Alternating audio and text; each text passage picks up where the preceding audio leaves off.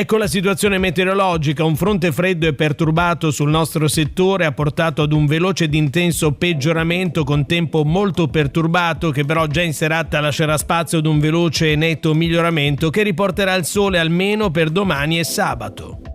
Nel pomeriggio di oggi sono attese precipitazioni anche intense, in particolare tra il promontorio di Portofino verso est, dove assumono carattere temporalesco. Il Genovesato occidentale e il Savonese saranno più ai margini, anche se non resteranno senza piogge, ma saranno meno intense. Dal tardo pomeriggio atteso un veloce miglioramento delle condizioni, con schiarite in progressione da ponente verso levante. Ulteriore aumento della ventilazione con raffiche di libeccio localmente oltre i 100 km/h sul Mar Ligure e centro-levante della regione. Nel corso del pomeriggio rotazione con direzione prevalente da ovest-nord-ovest. Mare da molto mosso ad agitato, localmente molto agitato a levante e al largo. Temperature generalmente stazionarie in lieve aumento a ponente con punte oltre i 20 gradi, poi repentina diminuzione in serata e nella prossima notte.